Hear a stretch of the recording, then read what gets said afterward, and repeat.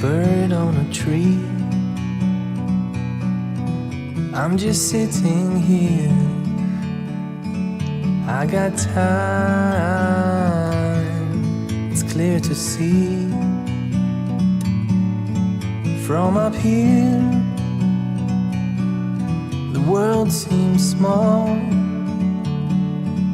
We can sit together. It's so beautiful, you and me. We meant to be in the great outdoors, forever free.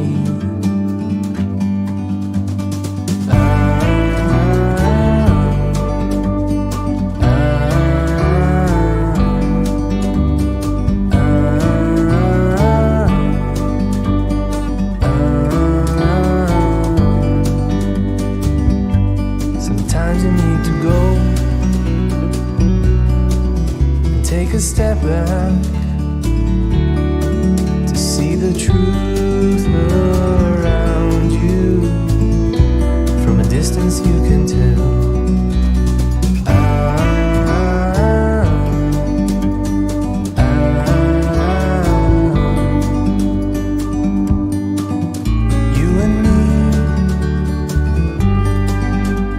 to be in the great outdoors, forever free.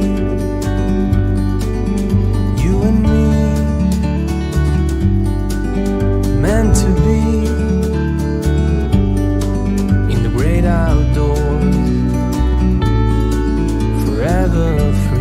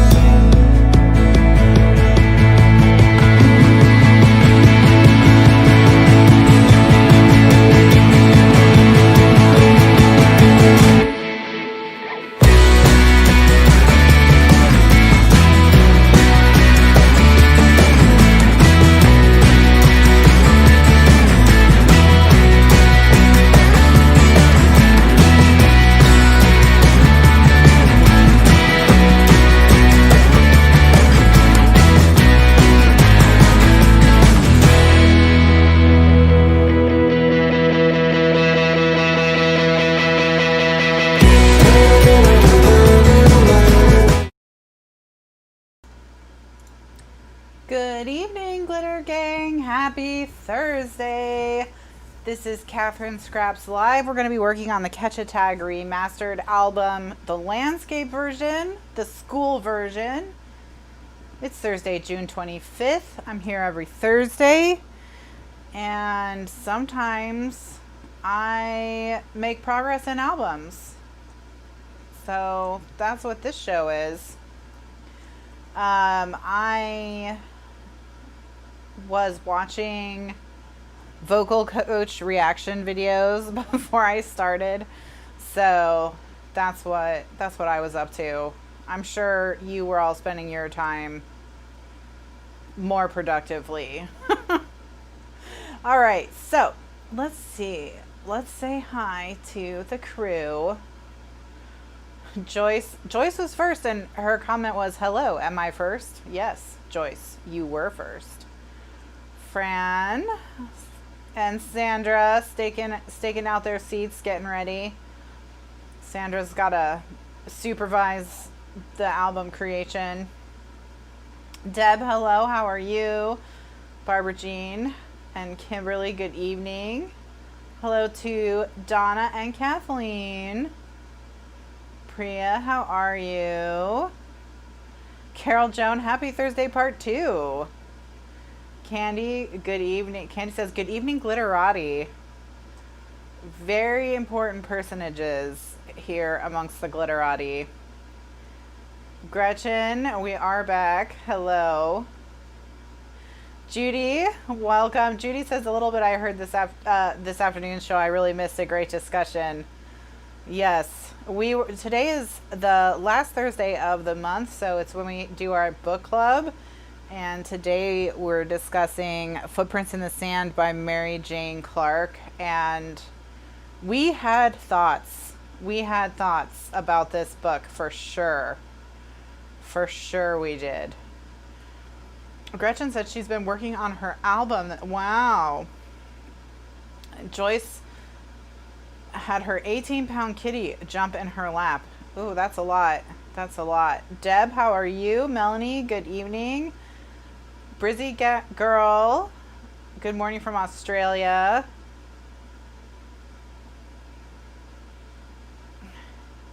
Candy says, I was watching Holy Moly. You can't get less productive than that. I don't know what that is.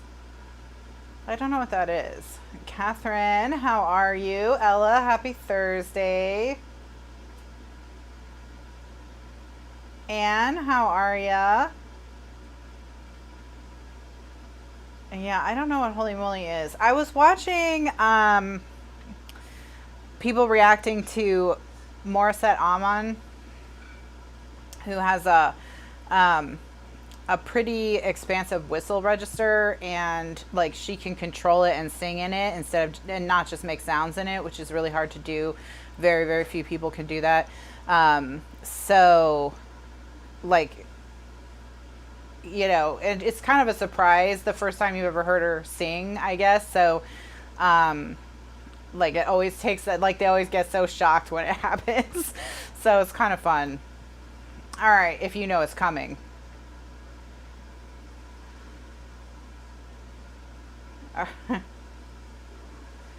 Candy says that Holy Moly is a mini putt contest. Oh, interesting. So it's like the PGA Tour for putt.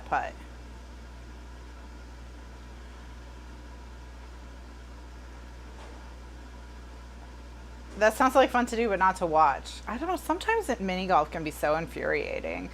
All right. So here's the book. We almost finished this insert this afternoon, but we didn't finish it. So that's what we're going to pick up. Going to take a sip of water first. We're in the 100 critical days of summer.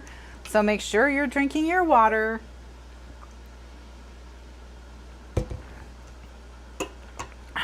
I have no idea if the 100 critical days of summer apply in 2020, but let's just assume that they do. Assume that they do.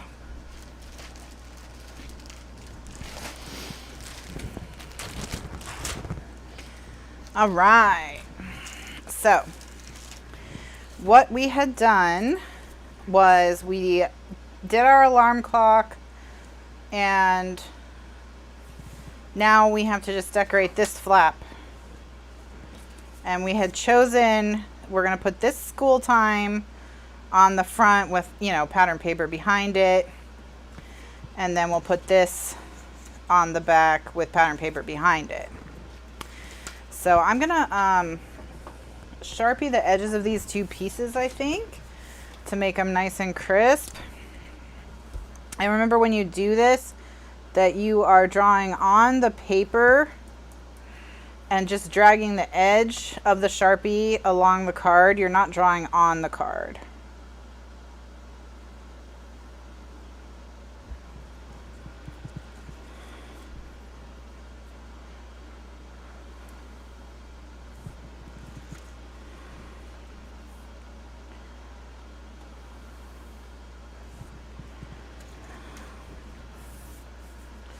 I am going to punch a hole and add a string, Carol. Yes, I think that's going to be what we want to do. I think I'll put I'll put a cute little bow on it, and then we'll glue the knot of the bow so it doesn't come undone in its pocket.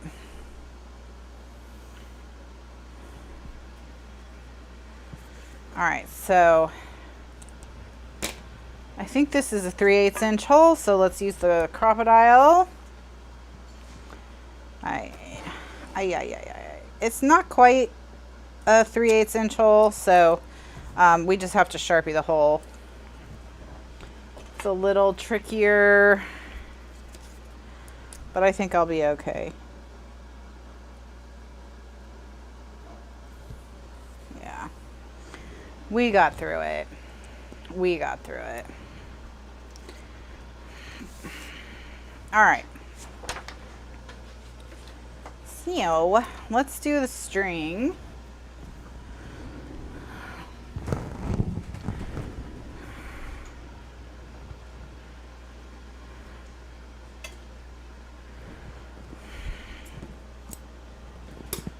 And the string that I use is crochet thread, size 10 or number 10, or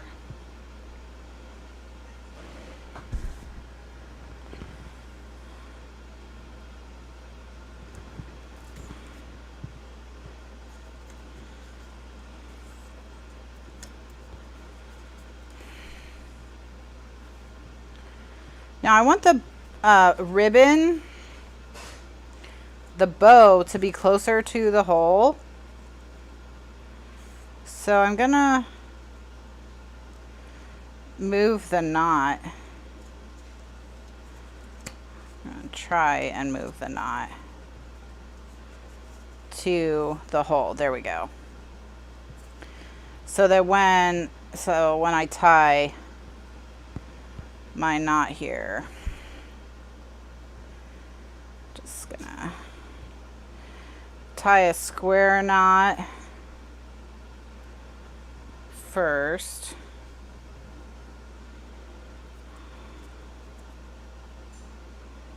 And then we'll tie a bow.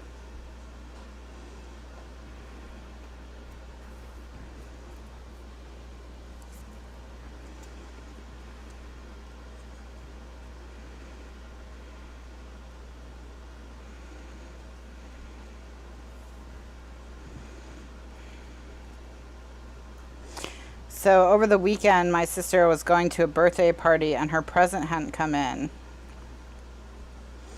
So she asked for my help, and I said what we could do is we could print a picture of the present and make a cute little custom box out of pattern paper and put the picture of the present in the box so she had something to open.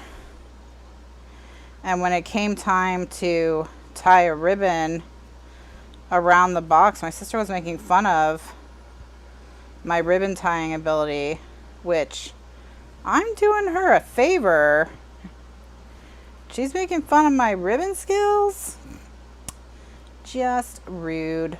Okay, so now what we're gonna do, well, I don't know if the wall is fixed because it hasn't poured down rain yet since it got fixed, but it is allegedly fixed.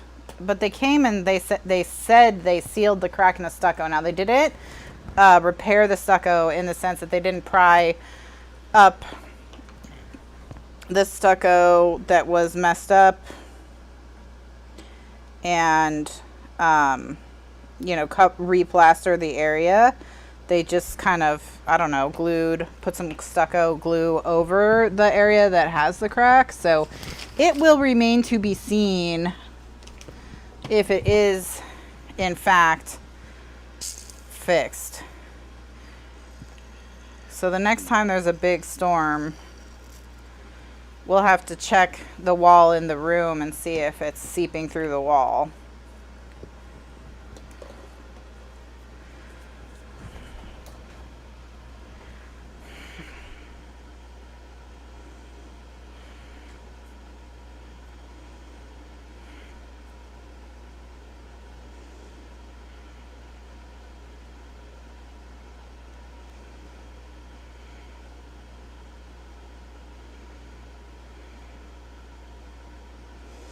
All right, so I'm going to let this sit for a bit. We just want it to dry a little bit. Yeah, it didn't get repaired. It got covered over. Again, it's not my wall, so there's only a limited amount that I care about it as long as nothing's happening to my stuff.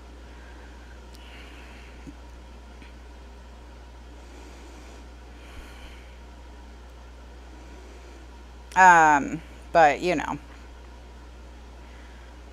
we'll see. Okay. Oh yeah, Fran has the dust cloud. We don't really have the dust cloud where I am. It passed us by a little bit. All right.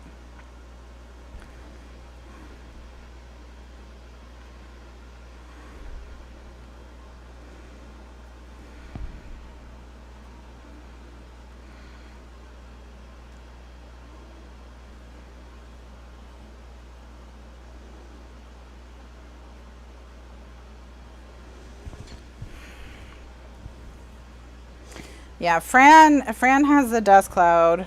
We don't, in our part of Florida, we did not get the dust cloud. But apparently it's better to have this dust cloud because these dust clouds do something that keep hurricanes from forming. So these dust clouds are actually like better than not dust clouds, I guess, because not dust clouds means more hurricanes. So honestly, who wants a hurricane on top of everything else? Not me. I mean, I already had my house flood from Tropical Storm Cristobal, and that wasn't even a hurricane, and we didn't even have a direct hit.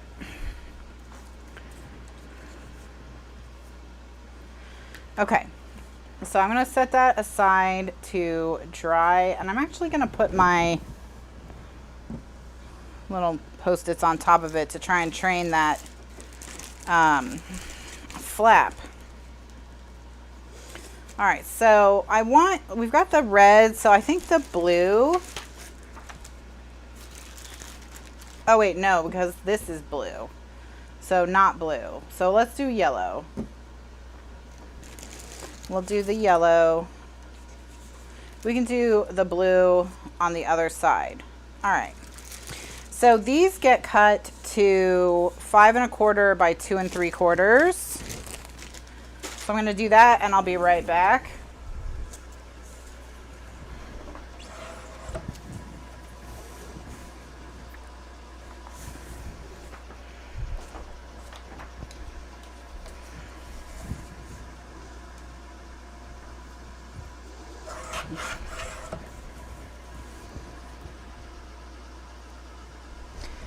All right. So, okay, that's wrong. Oh, I said 2 3/4, but then I did 2 1/4. So, I'm the problem. That's okay.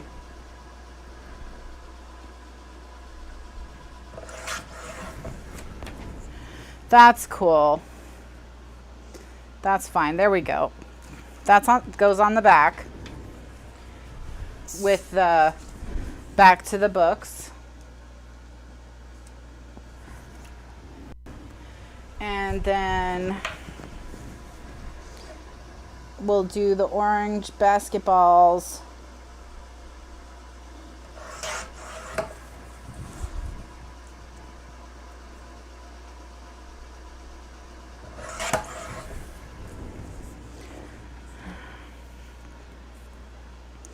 All right, okay.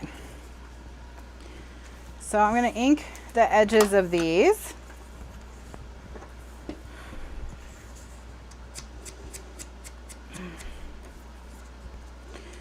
And then I think I'm going to glue the cards to them, and then we'll tape them to the flap.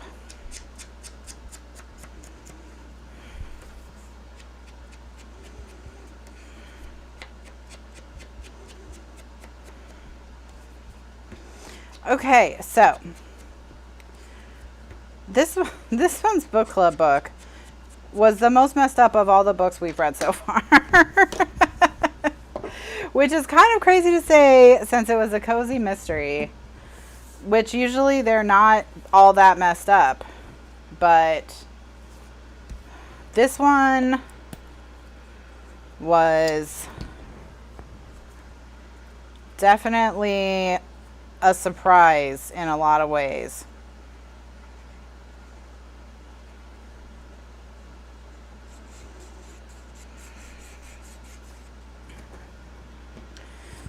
That's a crazy statement after the skink book. It's a pretty bold claim, but I'm going to stick with it. I'm going to stick with it. I stand by it. And I might have overlooked a lot of its flaws if she hadn't have done Levi so dirty, but I'm not going to get over that. That was just...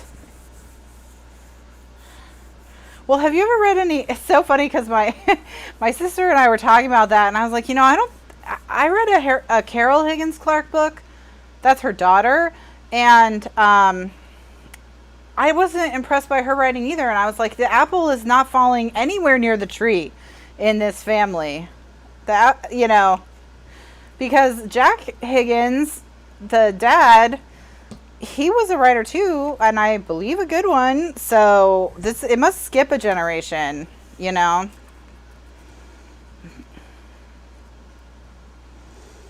It must skip generations.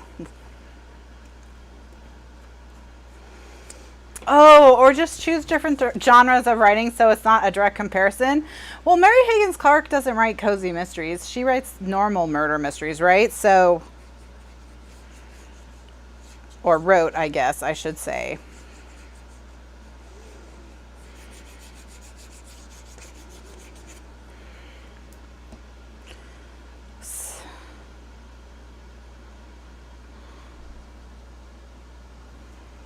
The first Mary Higgins Clark book I ever read was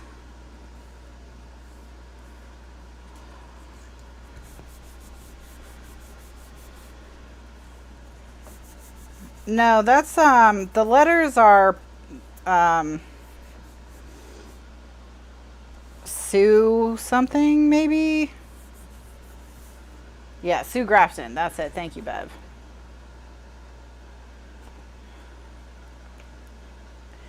Your son likes Jack Reacher. He's bringing you a stack. No more flip-flop books.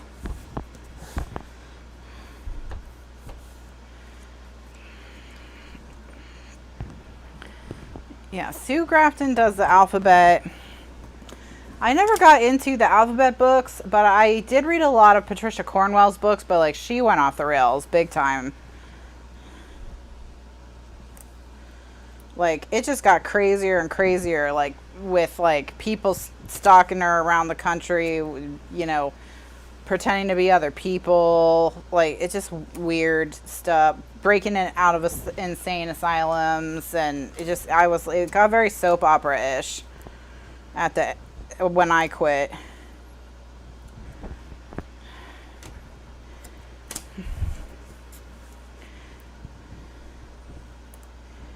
It's sad how bad Patricia Cornwell got. It got way crazy. Way. Yeah. I mean, basically, when they all moved to Florida, just stop reading. Like, that. Just pretend that on their way to Florida, they all were in a car accident and got amnesia and forgot they were crime fighters and became professional surfers. And then if you do that, then you can leave Patricia Cornwell feeling like it was a positive experience.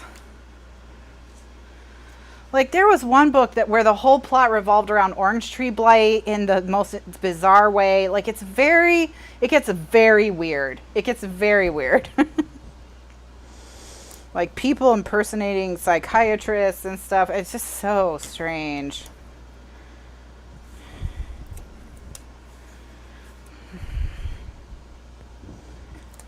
It must be Florida.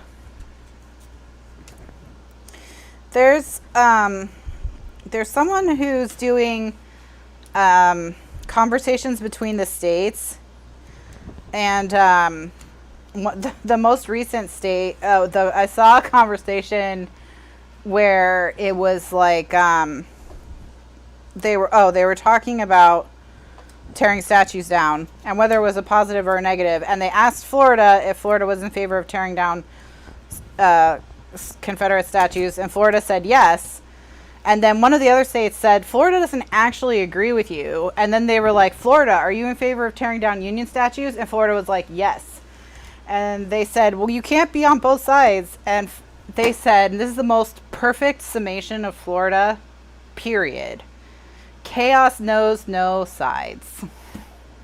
So that is Florida in a nutshell. In a nutshell. Chaos knows no sides.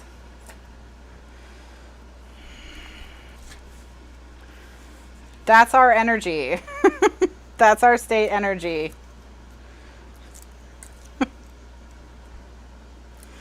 It was the most succinct explanation for the state. Well, I don't know if you can explain the state, but it's just how it is now that it is the way that it is.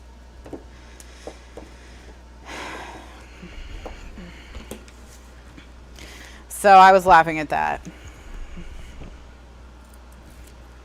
But yeah, so first of all, Sarasota is a pretty normal part of Florida as far as parts of Florida go. So the fact that this book is set in Sarasota and is so crazy is kind of weird. Like, it's not the part, like, if you would describe the plot to me and asked me where in Florida it was set, I would have ruled out Central Florida only because there's a beach in it. And then I would have said pretty much, you know, you could, looking at Fort Lauderdale maybe is where I would have gone. But it could be lots of parts of Florida, but Sarasota would not be at the top of my list. Like, it's probably where Mr. Lifeguard and I are going to buy our house eventually. So I was like, we're not, and we didn't choose it because it's so crazy. All right, so look, we made oh no, we didn't. We have to put it back on it. Okay, let's get it back. Let's get it back.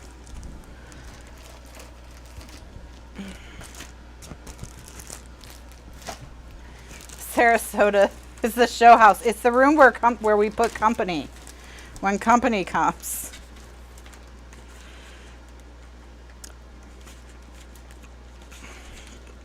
But whatever. I mean, that was the least of the book's problems, was the location. But yeah, it should have been set pretty much anywhere else. My guess is that the author's been to Sarasota. And that's why she chose Sarasota. Company's coming.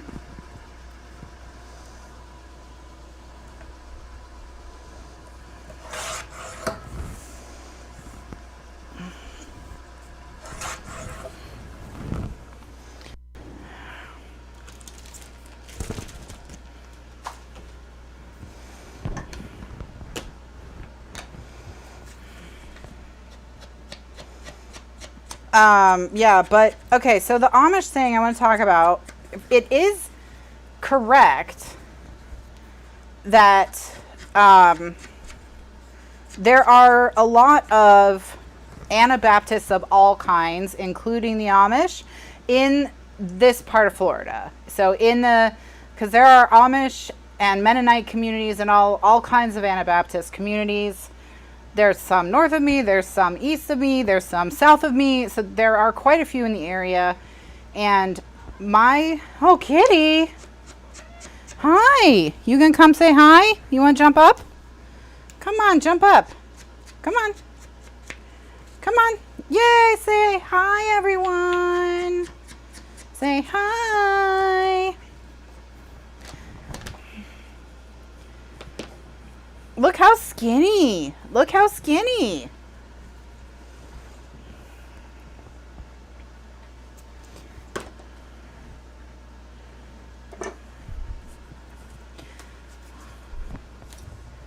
You gonna show everyone your slender bums?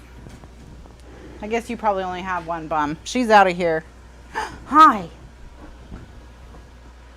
Hi.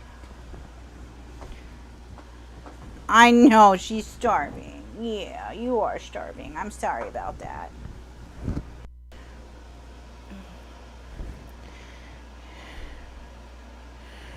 She's looking very svelte. She is. She is. You're doing such a good job on your diet.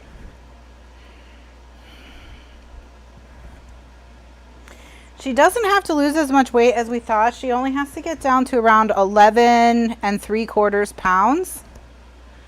So we're shooting for 12. We're just going to shoot for 12, huh, kitty? Huh? Yeah. So she only has a little bit more than 3 pounds to lose at this point.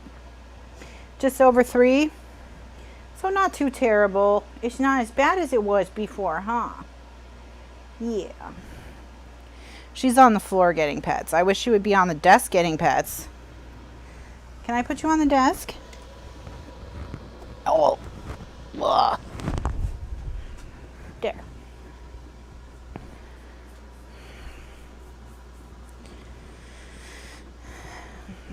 She's looking at herself on the monitor. Come here.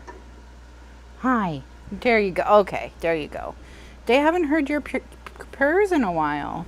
Purr. There you go.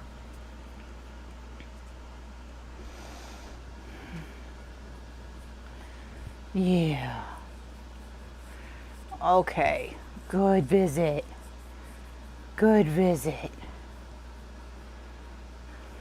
Now they can see your cute face. Yeah.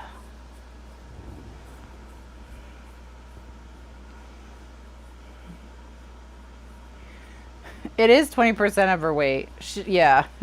Poor little kitty. Don't get discouraged by those math wizards. It's only 3 pounds.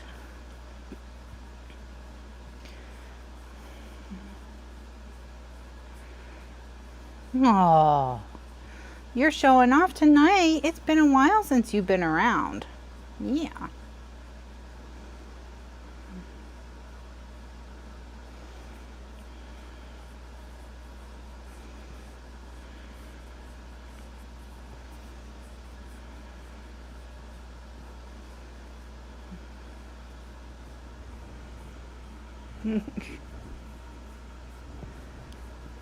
It's the chin scratching show.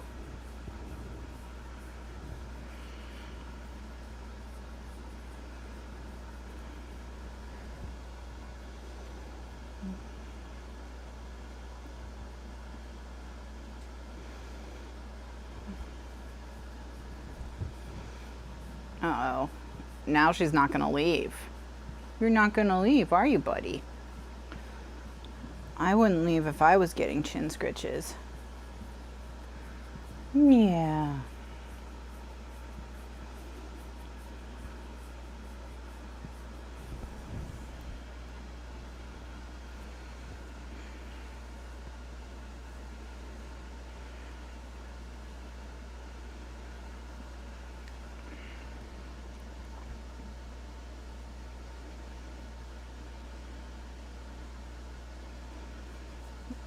She's never going away. Hi.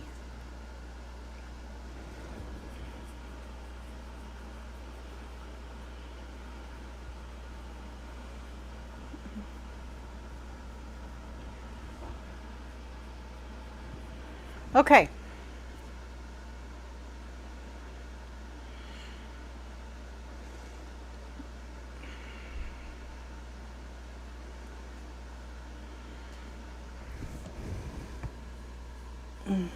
Maybe she can help me tape something. Yeah, let's see. She's currently sitting on our project. All right. You gonna work, kitty? Are you gonna work?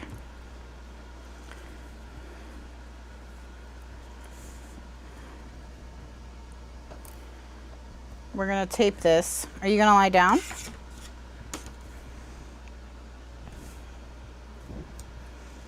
You had enough. You want down? You want down? Yeah.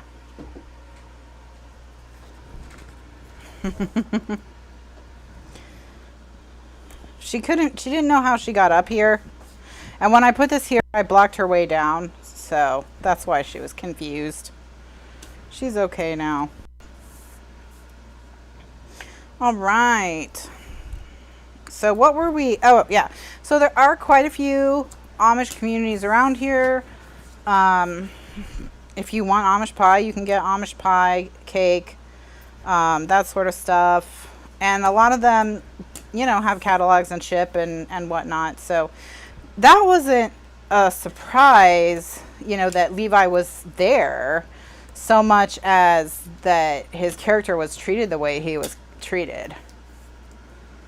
There was a lot of pie in this book for a cake murder, that's for sure. Peanut butter cream sounds gross. Well, I also had, like, I'm gonna talk about how if you're gonna put something in a book, you know, as a profession or whatever, you're gonna have to research it. And so I had a lot of problems with the baking session as well.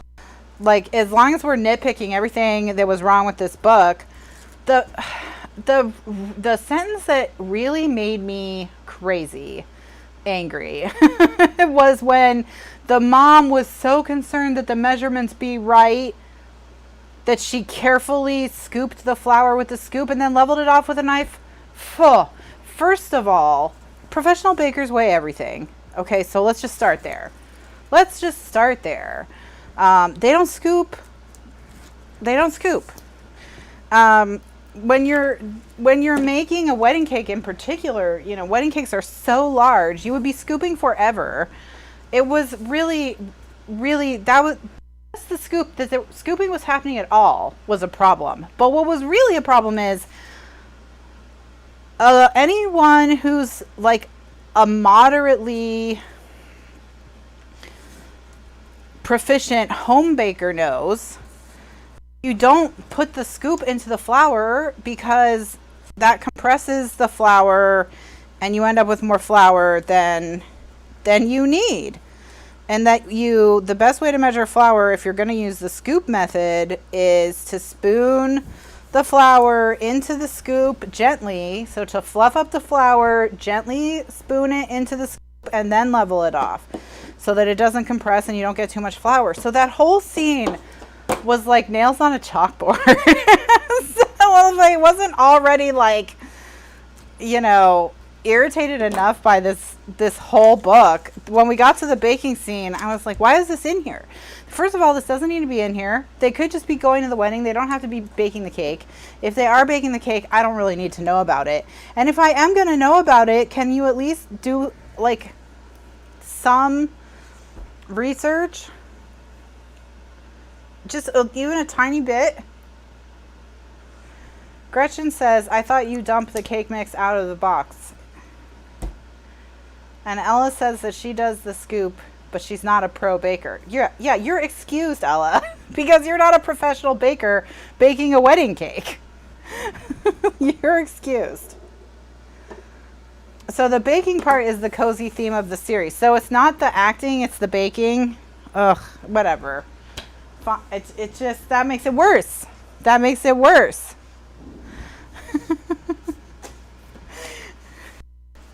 The book was so short she had to pad somewhere. Yes, that's it. That's what it was. Okay, so here's our insert for this envelope. Love it. In we go. All right, so B2 is now totally done. So I'm going to do a recording break here and continue ranting about this book in another video.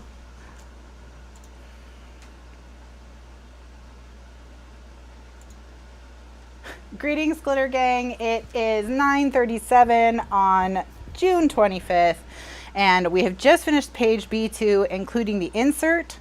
And now what we're going to do is we're going to work on the folder on the inside, in between page A2 and page B2. And so, oh, there's chunks of kitty fur on me. Hi, kitty. Oh. She's hanging out with me. She's waiting until dinner time at 10. Tiny! Oh my gosh, guys. A two cat? Is it going to be a 2-cat night? Come here, tiny cat. Come here. Yeah. Come here. Come here. Yeah.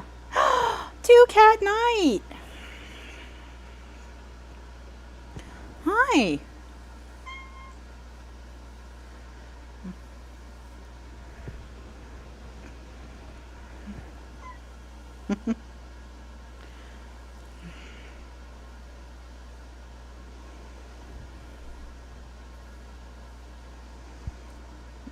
Everyone says hi, Tiny.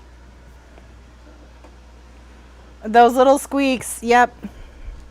She's headed towards her cube. So she's going to go in her cube. You need help? You need help?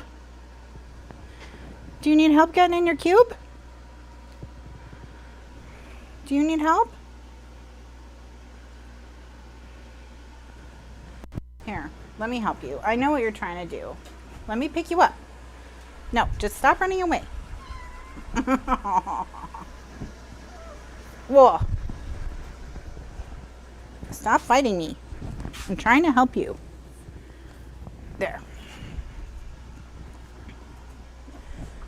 Okay.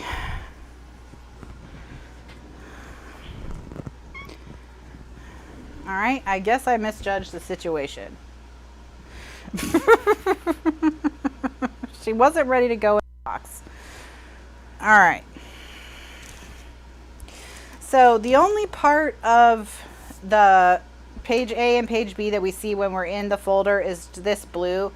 So this is the only thing that we have to kind of take into consideration in terms of pattern paper. Other than that, we can do whatever we want.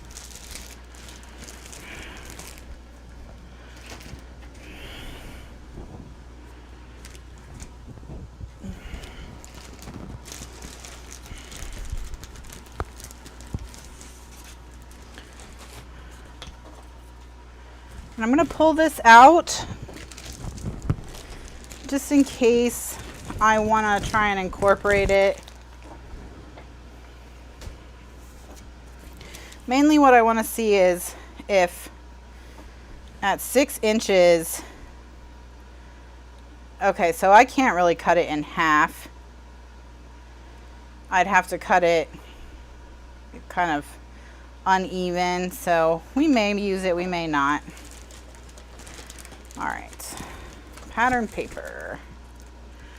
Oh, right. Okay, so I am going to have to print another sheet of paper once we decide what we're going to do with the folder, because I just remembered that I need 2 12 by 12s. Okay, so I used the glue previously.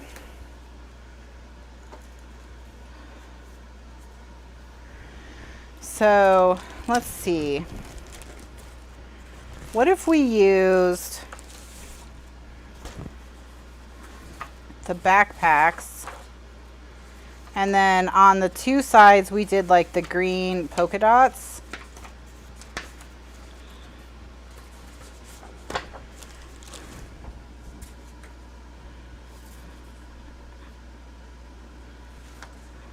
Yeah, that's good enough. All right, so I'm going to print another backpack. Really quickly. Gonna have to do that. Why? Oh, why?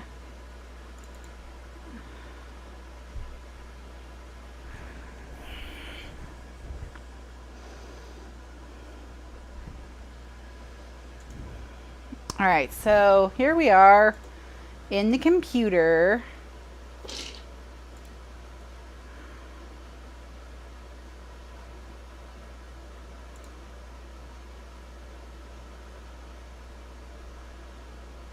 Who did this? Echo Park? Back to school, papers. So we need the polka dots and the backpacks.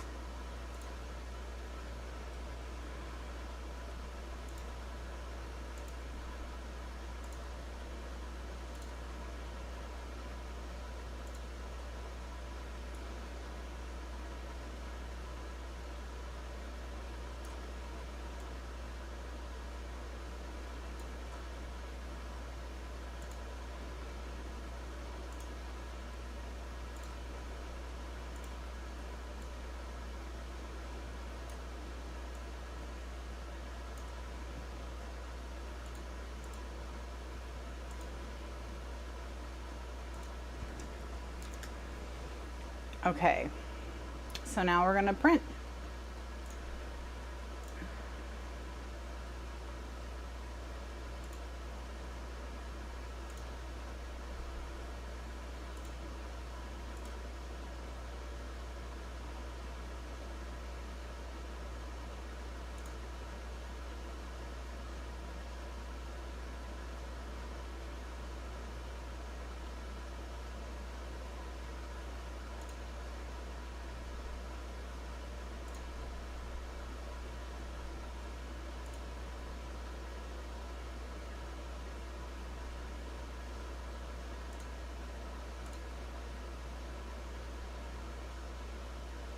Oops.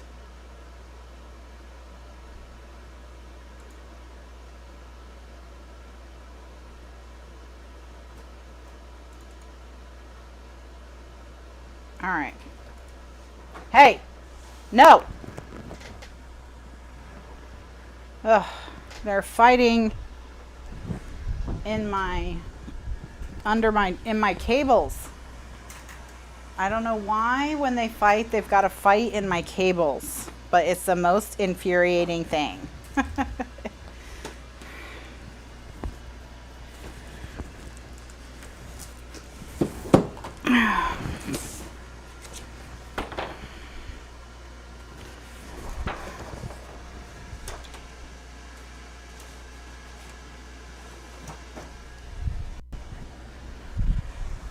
Because sometimes they unplug stuff that I really need, you know?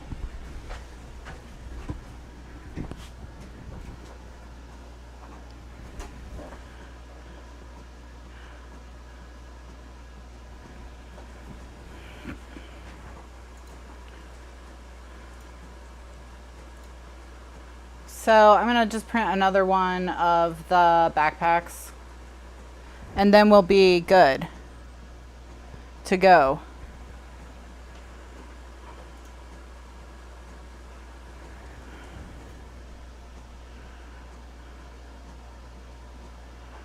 That's their designated fighting spot. It feels like it. It feels like it. Okay, so now that their papers are printing, then we can just move on. And I'll start working on this. I printed this. Oh, camera's not moving though. We got to go to the upside down. We can't come back.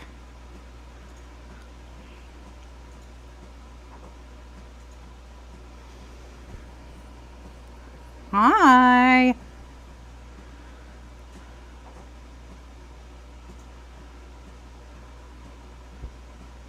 Oh wow, this camera's not moving either. That's no good. Okay, this is going well. This is my camera's just gone. Oh! And now it's back. Okay, well, cool. Yeah, it appears to be working.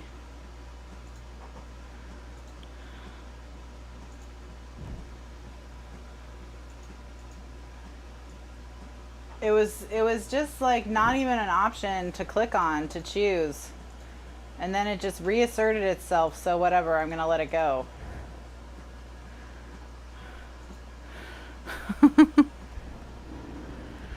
Alright. The camera does not like to be left alone. Okay, I just heard the paper go through. I'm gonna put another paper in it. I have printed this collection on koala, yes. Well, that was one of the questions I was asked. And yes, the answer is yes. Hi, Tiny. Hi. Hi. Oh, hello. Hi, what's going on? Are you, oh, hey. Are you bummed? No, don't bite that. No more pets for you. Yeah, that's right. I said no pets. The 32. And I used the 32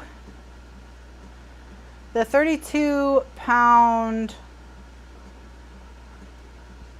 koala paper, the single-sided, although I actually have the double-sided because I ordered the single-sided and they sent me double.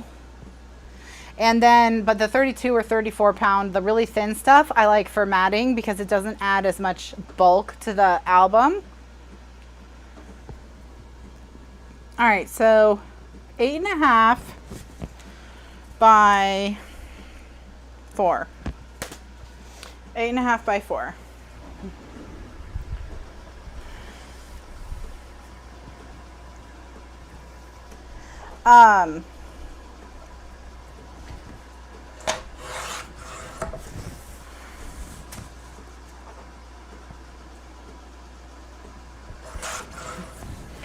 for that.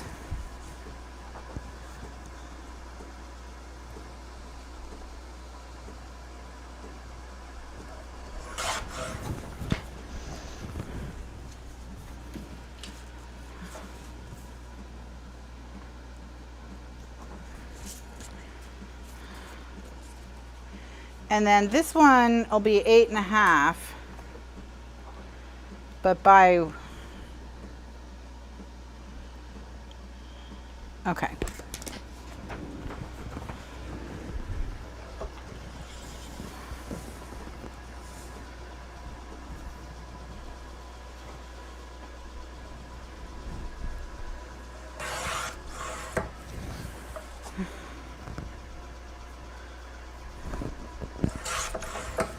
Now, some of the stuff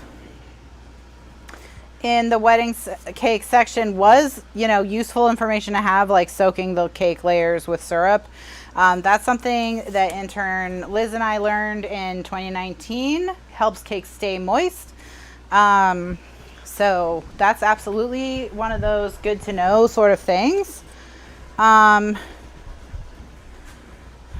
essentially, anyone who's watched more than one episode of How to Cake It knows more about baking a cake than the woman who wrote this book.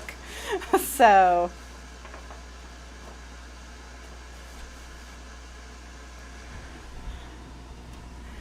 the paper does not match. No. Don't do that. Load Super B in cassette 1. I did, you idiot.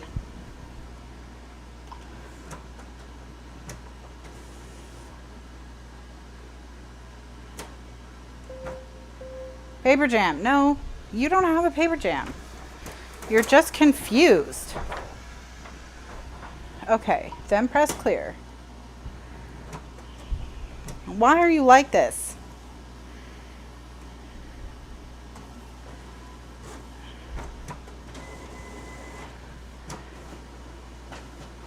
Do you ever yell at your printers? Does it help? I mean, it makes me feel better. No, it's printing on, it's printing.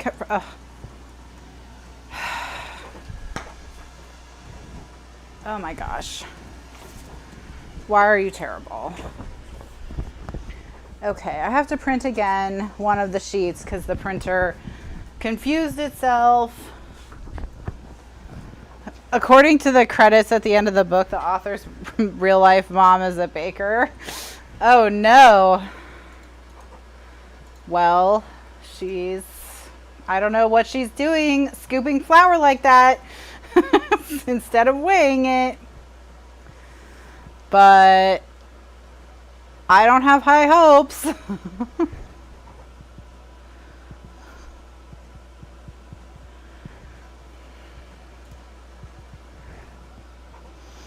Maybe she likes really dense cakes. I like my cakes really dry and tasting of flour. That's what I prefer. What do I need to print? A backpack.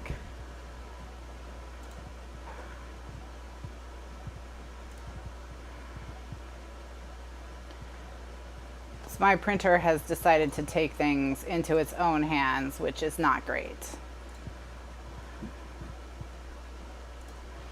It's not great.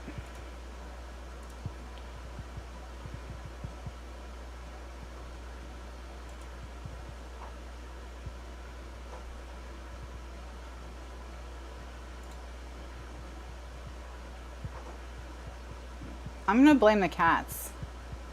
I'm gonna blame it on cat shenanigans.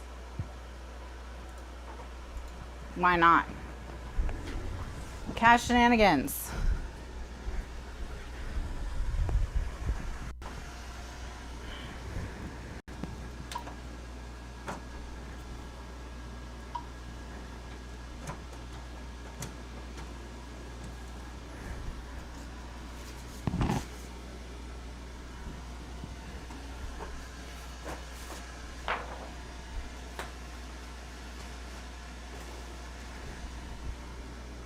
Ready to print. Send a print job. Oh, good. This is what happens when my printer just takes things into its own. When my printer decides to think on its own, that's what it does.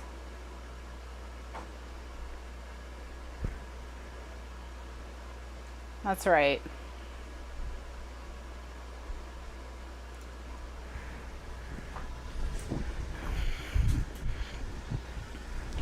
Are you gonna work now?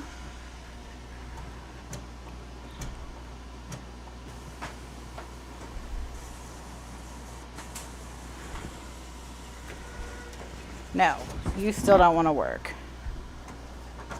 Okay. What's your new plan?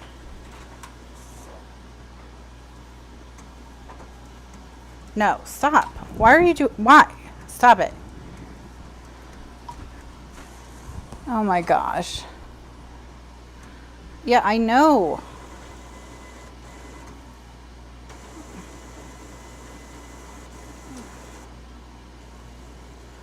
My printer has lost its marbles. I just want you to print a backpack so I can finish this album. Why? Why are you doing this to me?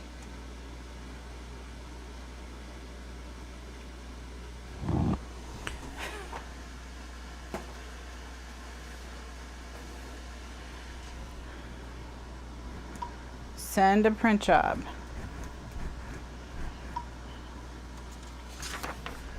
Okay, I think it might work this time. I don't know what its deal is. Oh my goodness. Oh my goodness. Alright, you can do this, printer. You can do this. I have so much faith in you. You're the best printer around.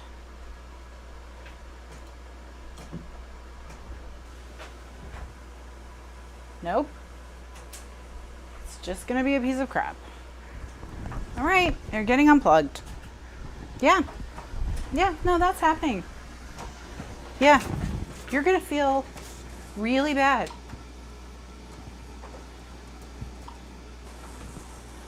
Yeah. Hope you think about what you have been doing.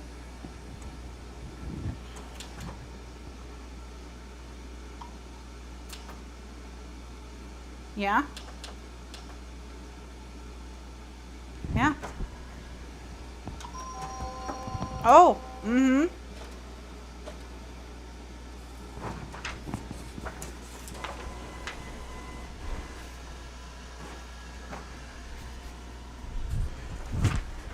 It's always something. It's always something.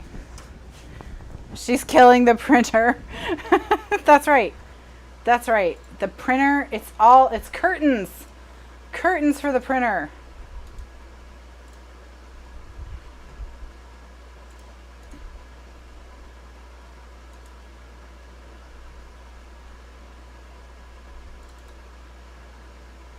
All right.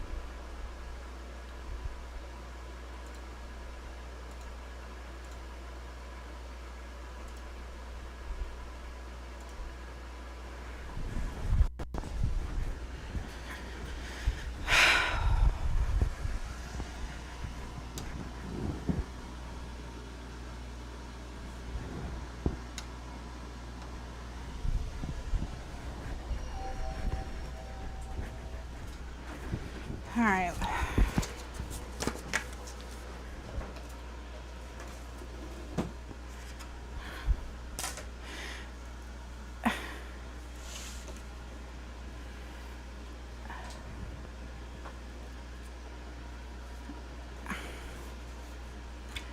Key lime in February.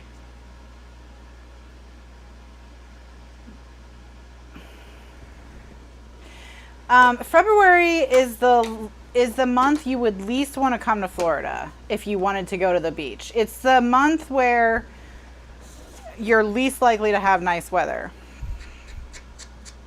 So back to the book. The wedding was in February, of course. Let's talk about that. No. No. I've gone to the beach on Christmas, but February is usually nasty. Even like nasty by Florida standards or by anyone's standards. The only people who go to the beach in Florida in February are Canadians. They're the only ones strong enough to handle it.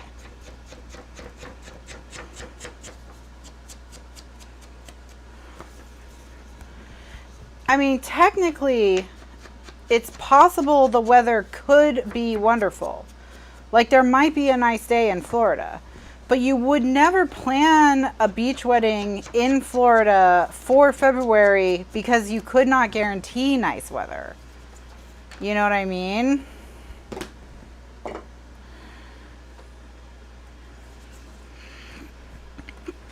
I don't know.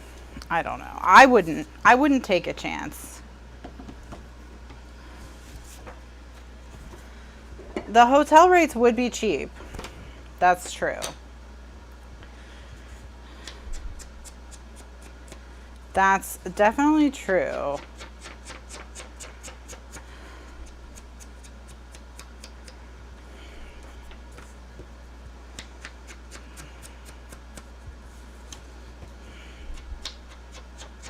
I mean, I've gone to the beach on Christmas Day before. It's not like it's guaranteed bad weather. I'm just saying, if you wanted your wedding to for sure be nice, you wouldn't choose February. And also, don't get married on Valentine's Day. Come on. Why would you want to shrink your number of holidays? If you get married on Valentine's Day, then Valentine's Day and your anniversary are the same day. You're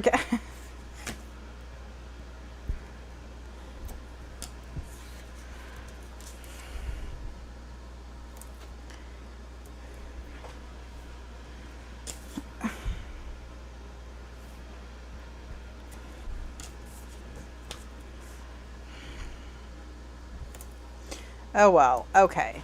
Anyways, I mean, the book had so many problems.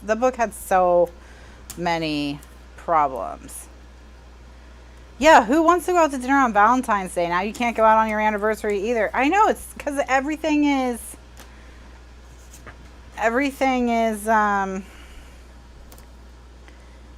booked. Every year you're going to have to fight. Technically, it was a couple days after Valentine's Day because Jack sent Piper pink roses and he was there for the wedding. Okay. Jack was another superfluous, unnecessary character who did nothing. And also, we briefly touched on it this afternoon, but the amount of times that her parents broke into an almost 30-year-old woman's room was outrageous. And what is with these hotel people just letting people break into other people's rooms? The cozy detectives always have to date a real detective. Oh, well, I was going to say in those Joanna Funke ones I read, she is dating a real detective. And in the Stephanie Plum's ones, one of the guys she's dating is a real bounty hunter and the other guy she's dating is a real detective. So there you go.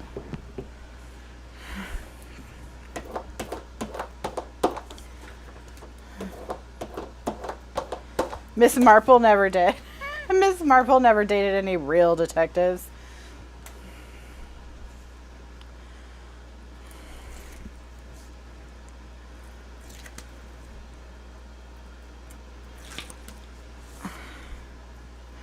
They almost always date a cop or flirt with one. Interesting. Interesting.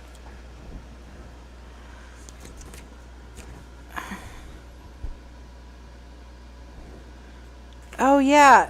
Her Facebook fans. Her Facebook fans who solved the case for her. Luckily, they were there. Luckily, her Facebook fans were there to solve the case.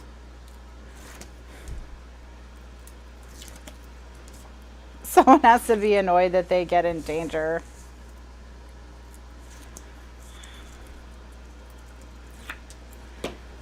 Oh.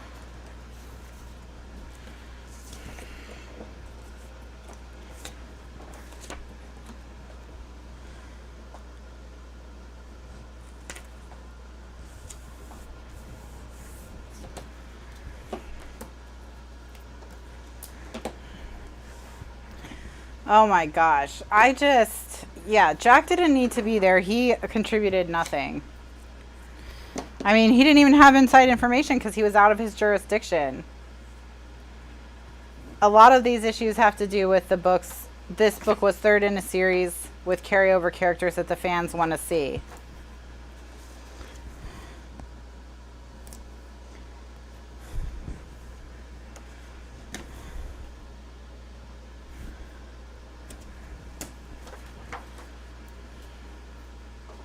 Oh, Jack called people all the time. He's the one who told her about the suicide note. Oh, so he did contribute. So was he...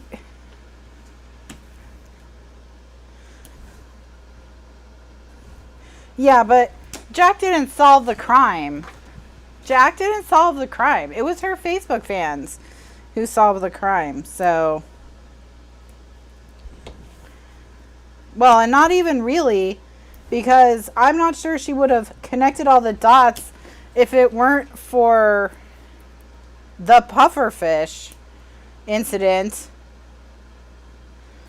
which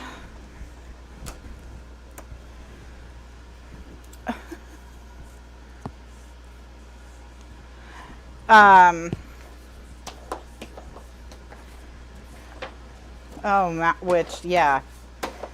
the pufferfish thing. Okay. Uh-oh. Brizzy Girl said that we cost her so much money last week when we sent her to Snap Click Supply. Uh-oh.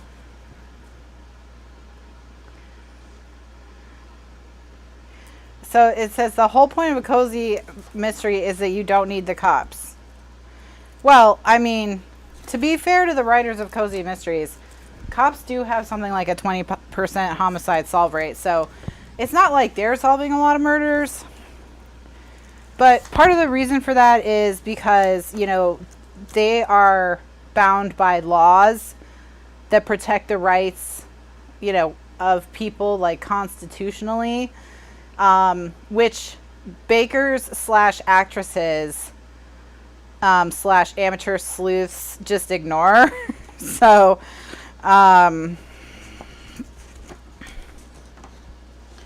although she really didn't do much sleuthing.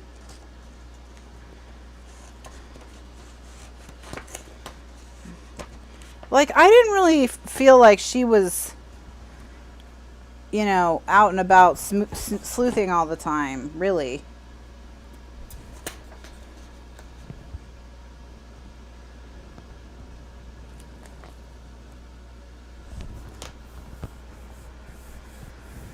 No, she didn't. She was just annoying.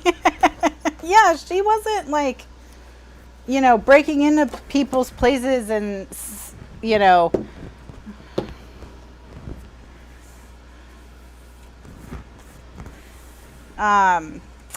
yeah, okay. Let's see if the printers thought about what it did wrong and if it will print my page. So it's had some time to meditate.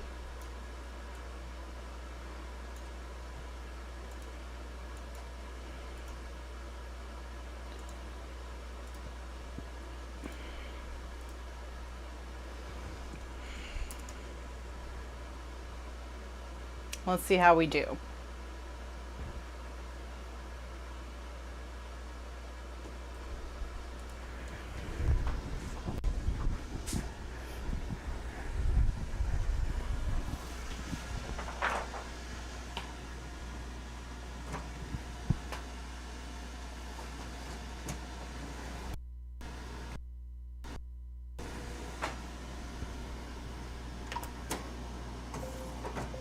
Paper jam. No, you don't have a paper jam. You just have paper in you.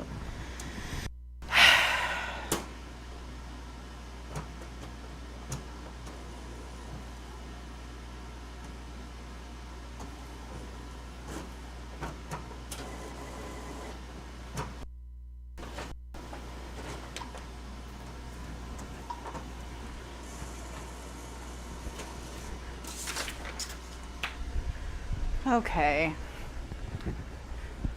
Well, I guess we're just never gonna print the other half of this folder. But that's okay. You know, we didn't really need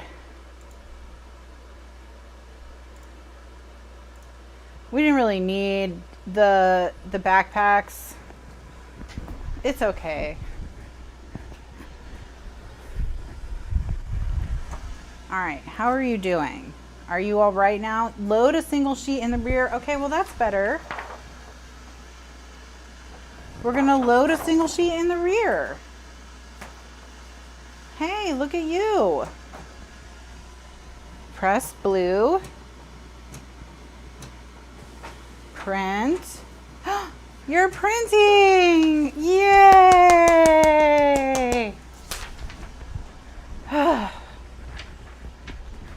All right. Okay. So while that's happening,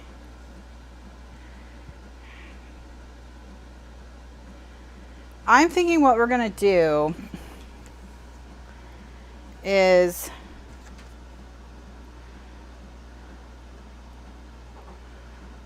I'm going to cut this so that it goes from teacher to backpack. I'm thinking of doing that, or the other thing I'm thinking about doing is cutting it between bus and learn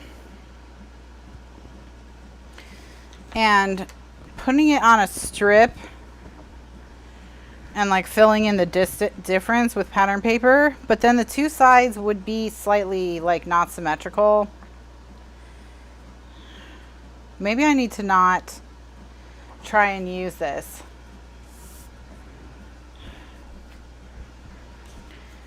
Okay, let's think.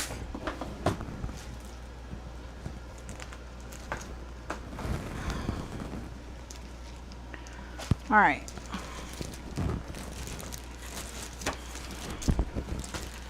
Let's take a look at some embellishments here. Ooh.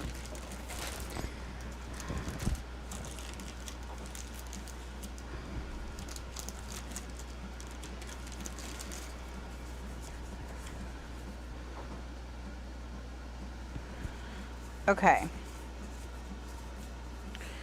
So we can make a fake ribbon with the red polka dot and make this look like it's attached to the ribbon. So we'll do that. It's like 2 inches across. Yeah, I have a tank printer and it's the way to go for sure, because compared to cartridges, because I've had both cartridges and tanks, and you can just print so much with the tanks, and like you would burn through tons and tons of cartridges.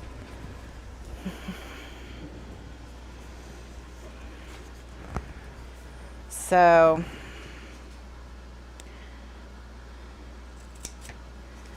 I have the ET 16500 by Epson, which is their wide format, all-in-one tank. Eco tanks, they're called. That's what the ET stands for, eco tank. And so instead of having cartridges, there's a tank on the side, and you just keep refilling it. The printer pulls ink from the bottom of the tank, and you pour ink into the top of the tank, so you don't even have to like take the tanks out to refill them. You can refill while it's printing. You know, it's great. How many colors do I have? I have 4. CMYK, which is cyan, magenta, yellow, and black, which is this. Those are the sort of the standard 4 pigments. with those pigments you can technically make any color. And I don't use the black. That's the one I use the least. To make this with 12 pages would be, well, it would be a foot thick on the spine. Unless you mean like this is a page and this is a page, in which case it would be 6 inches thick on the spine. So it would be big, but not like, it would be big. It would be really big. You could probably do it.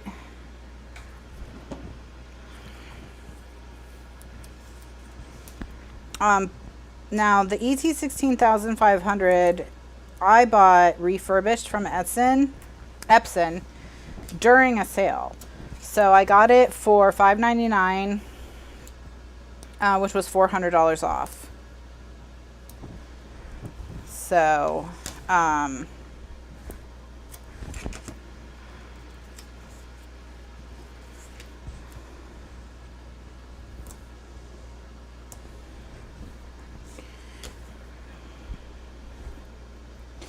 there are other wide format printers that cost less that you can turn into continuous ink printers. So you don't have to have one that's like from the factory designed that way. You can, there are YouTube videos on how to convert printers into eco tanks.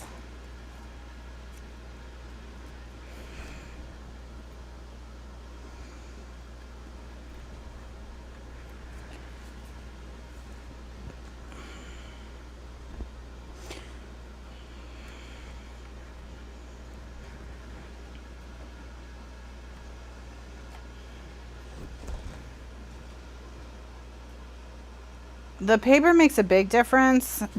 Judy says, I found the paper makes more of a difference than the the colors themselves. Yeah. The thing that I found that makes the biggest difference of all is your printer settings. So that's what I found made the biggest difference in the results.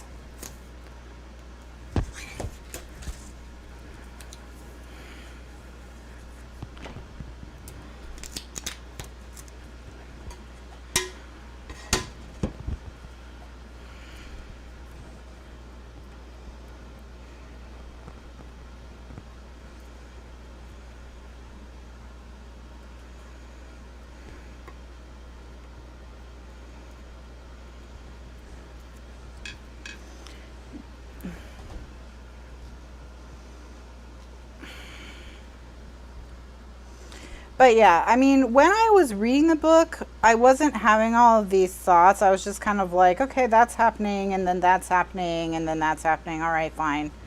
But when we got to the end, I was like, oh my gosh, there were so many characters that didn't need to be there. There were so many things that happened that didn't need to happen.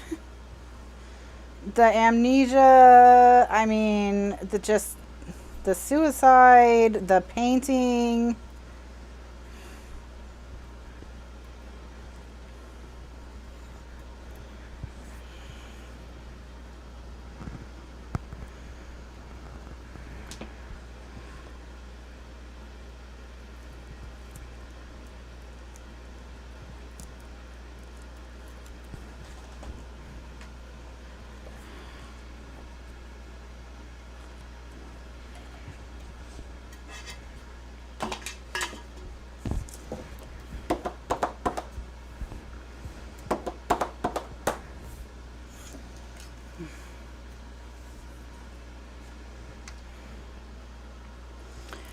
I did like how at one point someone questioned the use of the word hex for a blessing, and then no one explained it. So it's like they brought up that it was weird that the painting was called a hex painting when it was for a blessing, and then they just didn't explain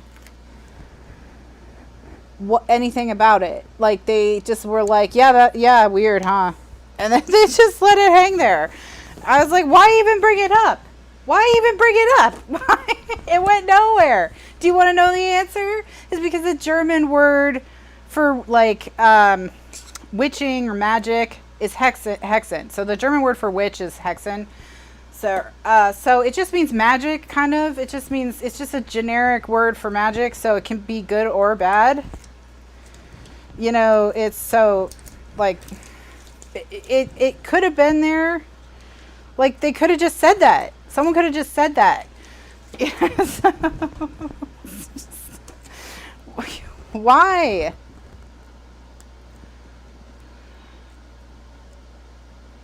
All right, do we want this here? Or, yeah, a little farther down. There we go. I don't even know. I don't even know. And a lot of Anabaptists, they speak in, like I'm kind of in German dialects. They're, like the Pennsylvania Dutch, for example, you know, they speak in a German dialect. And the Dutch actually is Deutsch for German.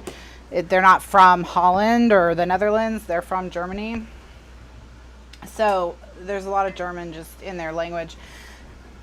That could have been put in there. Why raise the question if you're not gonna answer it? Like, what are you doing? What are you doing? So many questions. I have so many questions.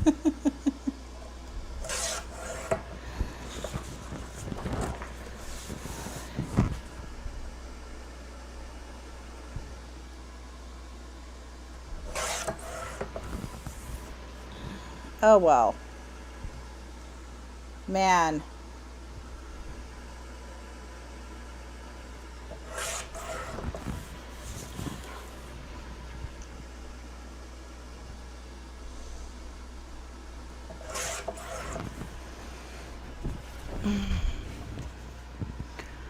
We should read her other books so we can tear them all apart because it makes good conversation. My little bone folder is called The Shape. So you know what to look for is a T-rib. T as in Tyrannosaurus. So it's a T-rib, like rib in your rib bone. So a T-rib. And it's a bookbinding shape. So I've seen them in wood, I've seen them in plastic, I've seen them in nylon. This is Teflon, but you can get them in a variety of materials. So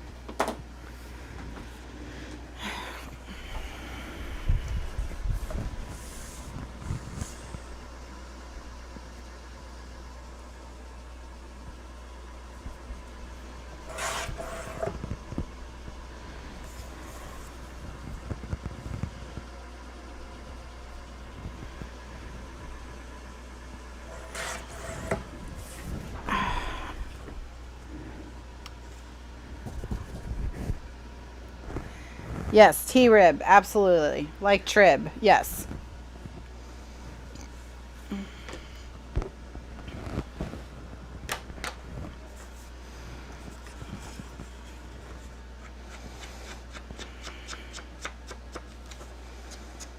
I like the T-rib because I can pinch it between my thumb and my first finger, and it's a pushing forward motion to use it versus a bearing down motion. So I find it is a little easier on my shoulder.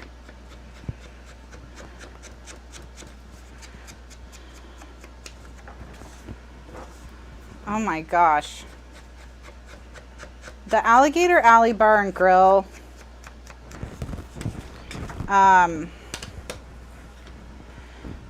The storyline with the waitress. These kinds of things. More time could have been spent with them so that they felt like they were going to go somewhere or something was going to come of them. You know what I mean? Like, it was like she would raise an issue and then in the next paragraph it would be solved.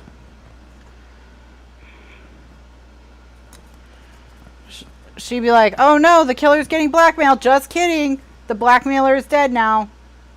It's like, oh, okay, well, all right then. And so what it ended up feeling like was, well, why did we even bring it up? Why did we even bring it up? There was no conflict. There was no tension. There was just, it just, you know.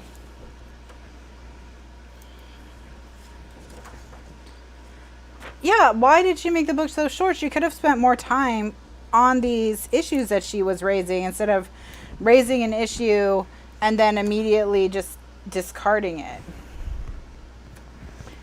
I mean, there could have been more time spent on wedding stuff, you know, like wedding activities.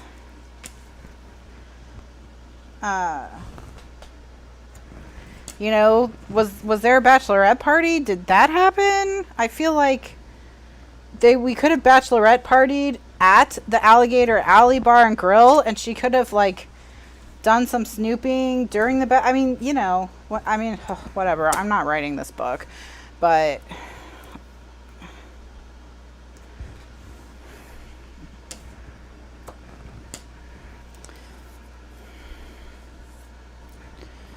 Alligator Alley is another name for the Tamiami Trail, which is the road that connects east coast of Florida and west coast of Florida. And so like if you wanted to go from Miami to Tampa, you would take that across the state and then you would go north up the coast. I used to live at the entrance to the Tamiami Trail on the Miami side when I lived in Miami. So Gretchen says, I did wonder why the doctor went to so many functions. Yeah, that doctor was very busy. He was everywhere. Like, was he a friend? Why was he at everything? Kitty, hi, buddy. Oh, are you hungry?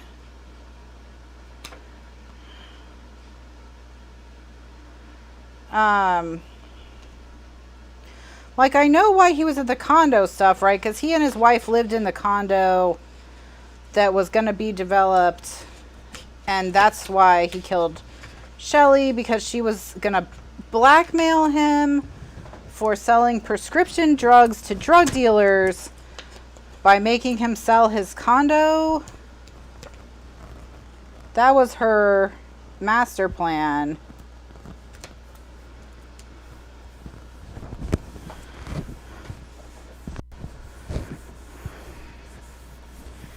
All right. Well, we finally got some cooperation. Oh, right, because her brother died of an overdose and she hates drug dealers. That's right.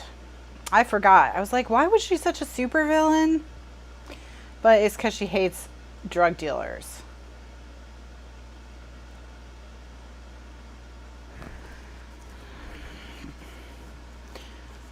So wait, was she just blackmailing him because he was a drug dealer, or was it to get him to sell his condo? So it was like a two birds, one stone thing. Or did we get that far into Shelley's motivation at any point? Just to sell his condo. So why does she need to hate drug dealers?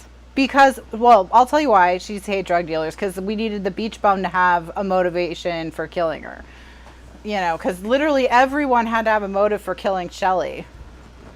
She was like the body on the Orient Express.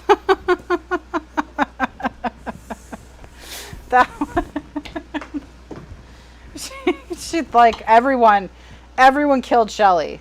Everyone. It's like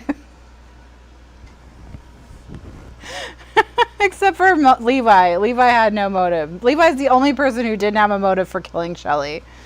Okay. So we have now to figure out what we want to do for inserts. And I think, except for the Bride and Piper who were naive bimbos, When the bride wanted to cancel her wedding because a bunch of random people died, I was like, do you even know these people? Like, I mean, not to be a jerk, but honestly, I think we all have a motive for killing Shelley. I know I want to kill Shelley. I want to go find a time machine that allows me to travel into the past before this book was written so I can kill Shelley. Shelley was a bridesmaid? Oh, was that why she... Okay, I guess that explains. Shelley was a bridesmaid? How... Ah. See, there was so much going on, I don't even know all of these plot points. And I felt like I got a lot of the plot points. Okay. So, one of these I'm going to do as an envelope. This is officially the best book club ever. I know Fran said we should just read the rest of the series. We'll just hate read the rest of the books for the 2020 book club. Actually, if you want... I don't know if I should tell you this. I don't want to sway your voting. I just want to vote. I just want you to vote your hearts on the one hand. But there's something I could tell you about Lock Every Door that might...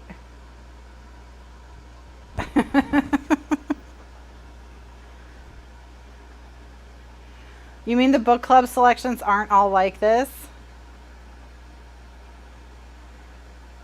I mean...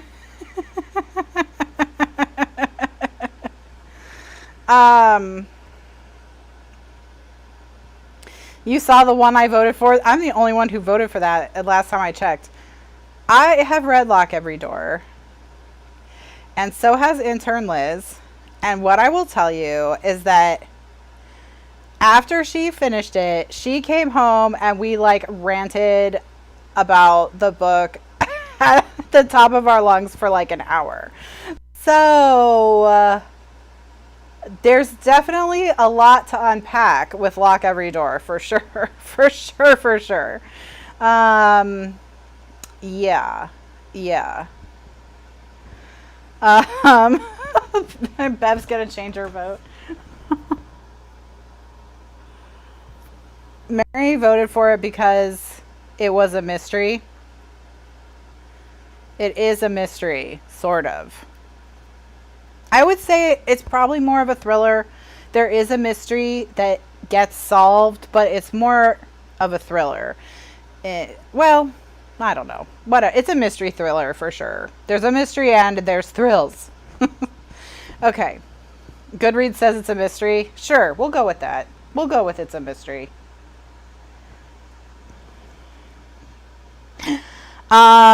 It takes place in a crazy, haunted, like infamous New York apartment building. Think like the Dakota or the apartment from Rosemary's Baby. You know, like one of these really old, lots of history, not all of it good New York apartment buildings that the ultra wealthy live in. It takes place almost entirely in this apartment building. So, thrills to be had. That's for sure. Okay, so I'm going to make, one of these is going to be an envelope. Like Trump Tower, I don't know, like an old building, like more like the Dakota, because it's an old building. So I would say, is it horror? I mean, it might think it is.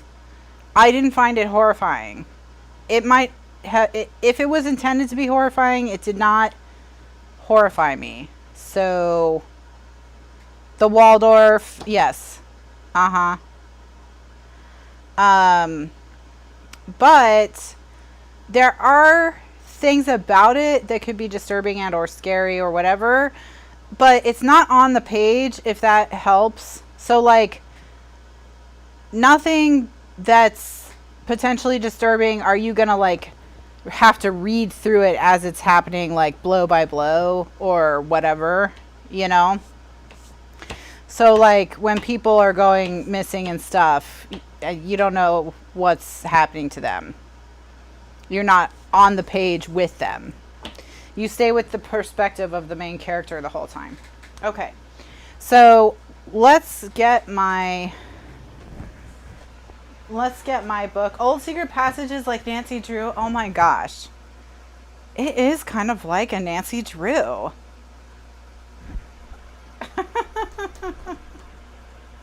Let's use one of the new pads. Okay. But there's a little more risque behavior than there would be in a Nancy Drew.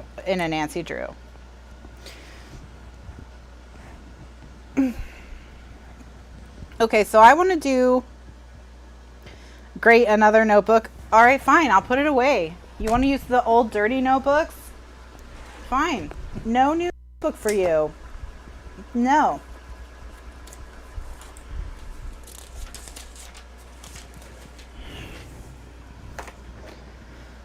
Okay. So we're going to do an envelope. And I want to do that kind of envelope. I've done it before where it has that fold up flap that then folds down and magnetizes to the front so it's easy to get things in and out of it. So we have to figure out, let's do 2 6x8 envelopes, but we'll do 6.5 by 8.5 so we can, no, let's think this through. We'd want to be able to put 6.5-inch things in it for photo mats, right? So let's do by 7 by 9.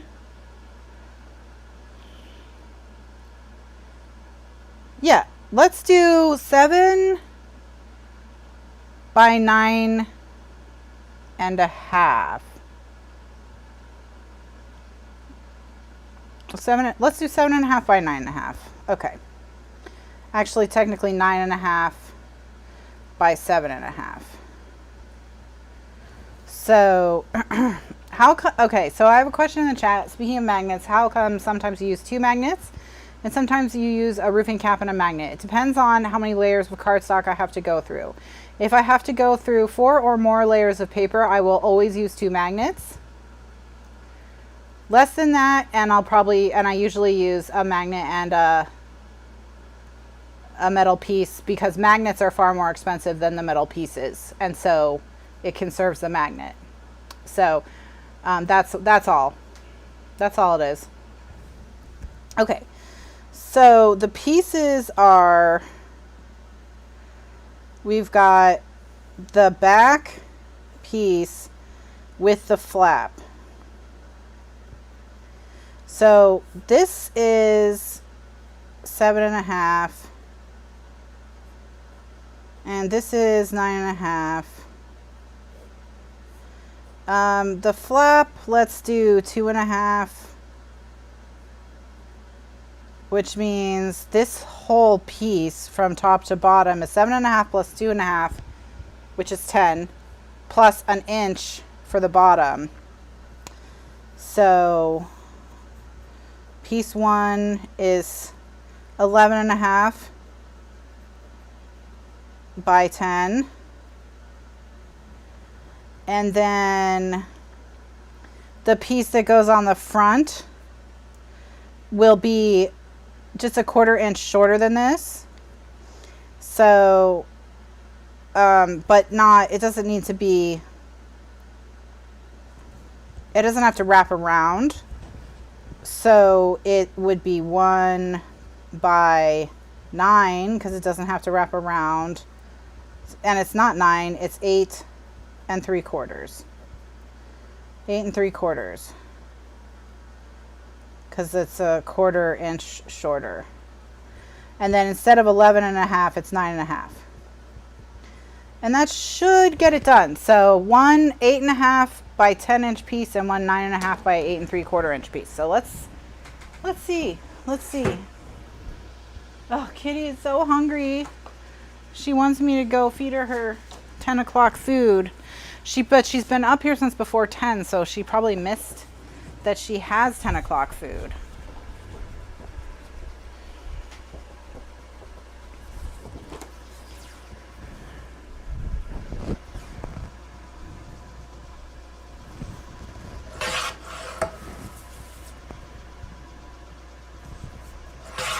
All So 10 by 11 and a half.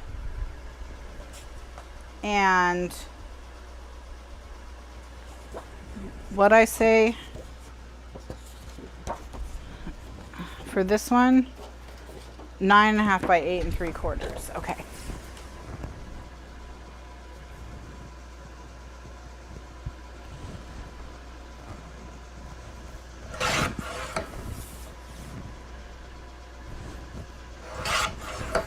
All right.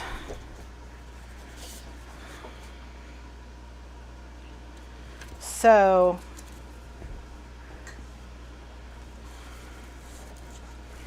all right, let's try and turn this into an envelope really quickly and see how we do. So I'm going to score along the 10-inch edge at 7.5.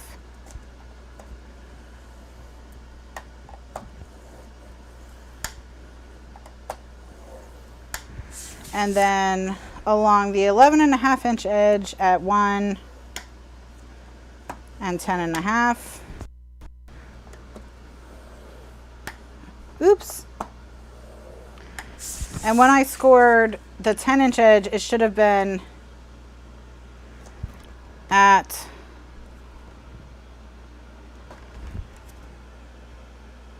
oh, this is supposed to be 11. I didn't cut it long enough. That's fine. I'm just going to make a little, this should be 12. This piece that's 10, it should be 11.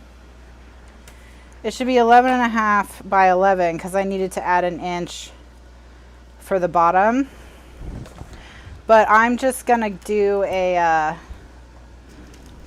I'll just put a little strip on the bottom. I happen to have some little strips from something I was working on that didn't work out. So I'll just use one of them so I don't have to cut a new piece. Okay. My shoulder's doing okay. I'm going to show you how to make this envelope, and then that's where we're going to finish up for today. And next week what we'll do is we'll start with the envelopes, decorating them and everything.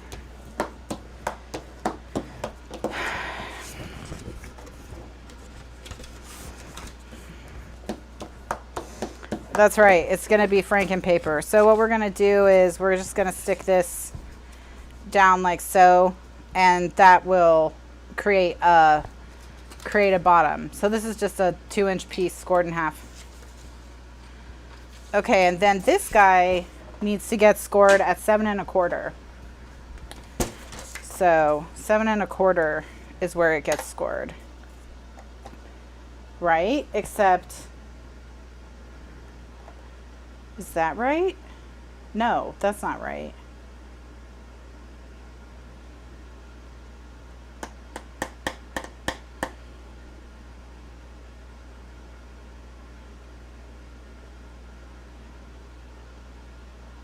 Oh, 6. It gets scored at 6. Right? No. 6.5. Right? I like how I keep asking you guys. Like, do you guys know? It's 6.5. Yeah. 6.5. Sure. Let's do it. We'll see how it looks. All right, so now with the top, we're going to cut out this corner, this corner. You know the drill.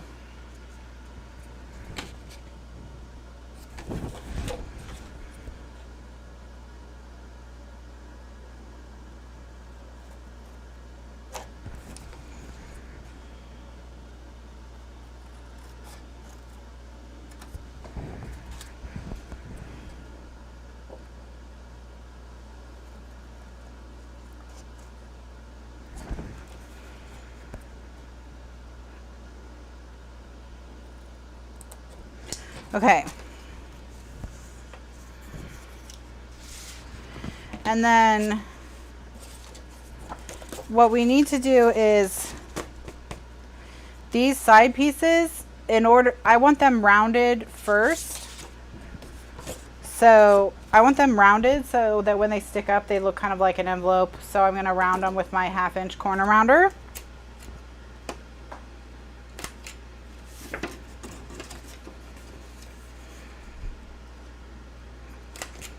Okay, so that when they're folded in, see, this is how this envelope works. All right, so I don't know why this is here. It honestly does not need to be. So let's just cut this. Let's just give this a 2-inch opening. So what is this? This is 7.5. So let's cut this to 5.5.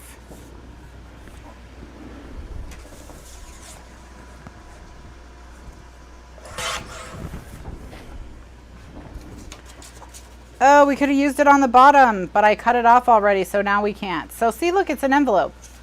Look how cute it is.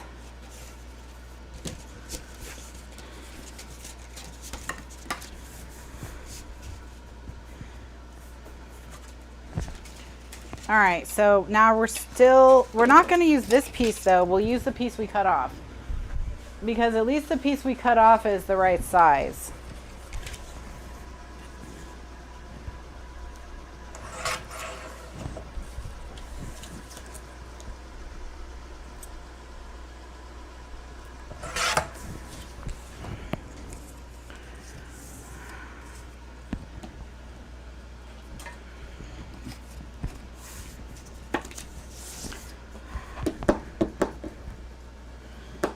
Okay.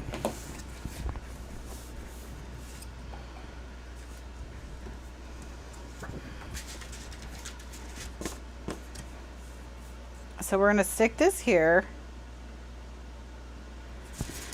I'm going to put 3/4 inch tape on the two ends and on the bottom. That way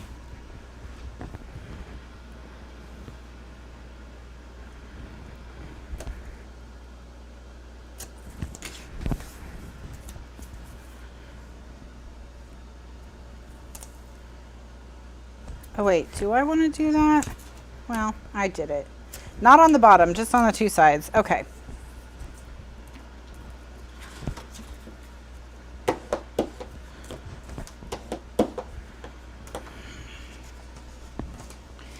All right, so now this piece is going to get glued in here. And what I'm going to do is I'm going to tape while the envelope is open. I'm going to put a line of tape on the edge of this, the raw edge of this, so the stuff slides over it really easily.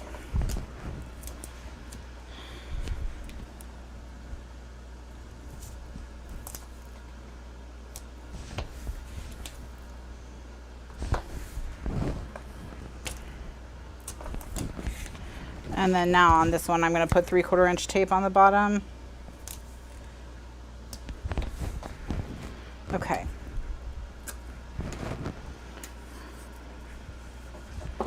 Now, you're going to France to make Kathy kits? Are you guys going to work on them together? That would be fun. Okay, so I'm going to stick this on the bottom. You wouldn't have to do this because you will have made yours 1 inch longer. Okay.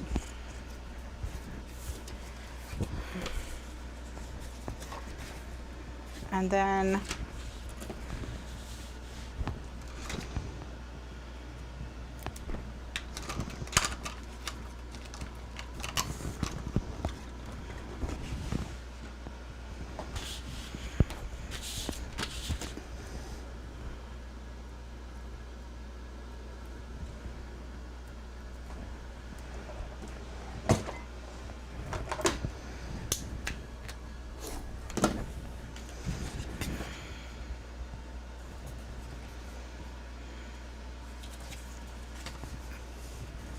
oh, Fran has 6 and you have none. I see. I see.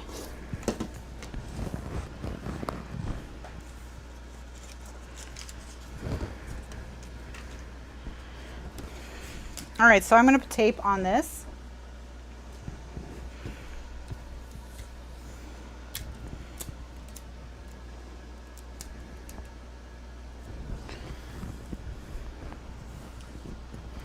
And that's just going to make it easier to slide stuff down over it later.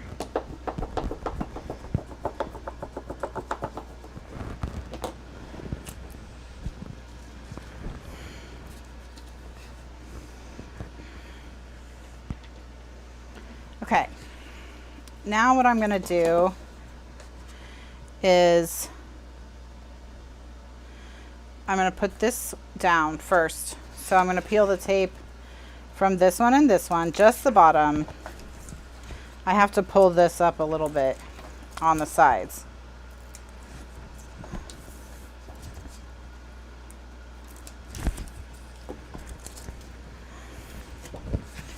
Okay. So I'm going to get this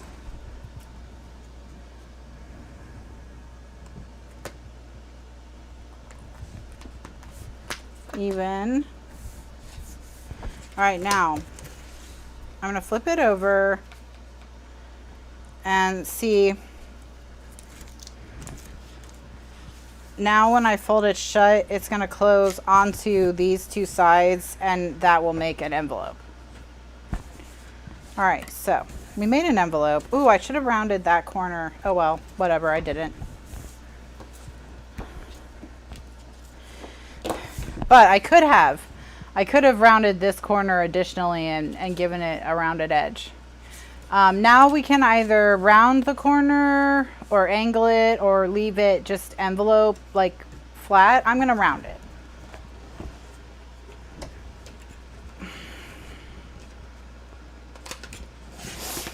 Okay.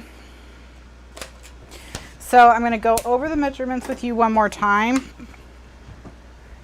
so that we get it exactly right and that you guys can make your envelopes over the weekend, because I know you're all caught up with me. Like, I know that you're all just, so you're almost ahead, you know. You're just waiting for me to do the next thing so that you can get right on it. So because of that, because I know that's what's going on, I want to make sure you have everything you need to make these envelopes this weekend. I mean, Candy's already done. Like, she just finished her book. She was like, I don't even care. I don't even care. She can do what she wants. Kathryn's behind me. I'm going to show Kathryn what to do. Okay. So this first piece is 11.5 by 11. On the 11-inch edge, it is scored at 1 inch and 8.5 inches. 1 inch and 8.5 inches. So you have one piece that's 11.5 by 11. Score the 11-inch edge at 1 and 8.5. And score the 11-inch edge at 1 and 10.5. Okay? 1 and 10.5. And then you have this piece, which is not this size anymore, and it's not scored at all.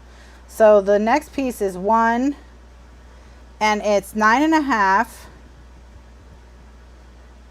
by 5.5. And that's it. It's not scored at all. All right, not scored. So that's this piece, and this one is this one. All right, and so it's pretty simple design. And so when we come back next week, we will decorate 2 of these. We'll decorate 2 of these for the folder in between page A2 and B2, and that's what we'll start with. And then we'll move on from there. Then we'll move on to page 3. So I'll be back next week on Thursday at 2 p.m. Eastern USA time. You have until Monday to vote for the July book club, which is in the Glitter Gang. There's a link to the Glitter Gang Facebook group in the video description beneath this video. It seems like Lock Every Door is winning, but we'll see. We'll see. So have a great weekend, everyone. Stay safe, stay hydrated, don't injure yourselves, don't get sunburned, whatever you do. And I will see you next week on Thursday at 2 p.m. Eastern USA time for another show. So thanks so much for watching, and I'll see you next time. Bye now.